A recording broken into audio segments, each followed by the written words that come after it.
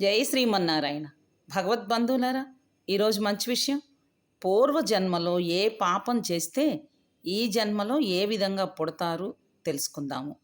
బ్రహ్మహత్య చేస్తే క్షయరోగంతో పుడతారు.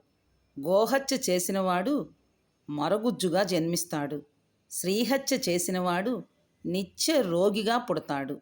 మాంసం తిన్న బ్రాహ్మణుడు కుష్ఠువ్యాధితో పుట్టి బాధలు పడతాడు.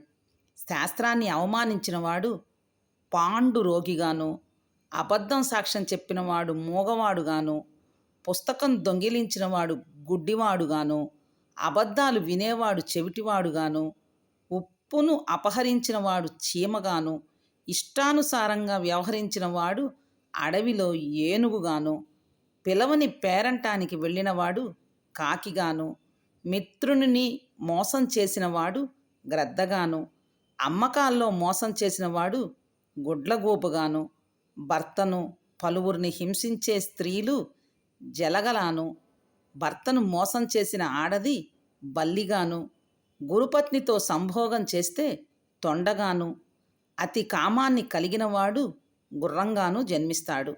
భార్యని హింసిస్తే మేకగా పుడతారు. జై శ్రీమన్నారాయణ. తెలుసుకున్నాం కదండి. ఈ తప్పులు ఏమీ చెయ్యకుండా మన జీవనాన్ని గడపడానికి ప్రయత్నిద్దాం. జై శ్రీమన్నారాయణ. వీడియోస్ నచ్చితే లైక్ చేసి సబ్స్క్రైబ్ చేసుకొని సపోర్ట్ చేయండి.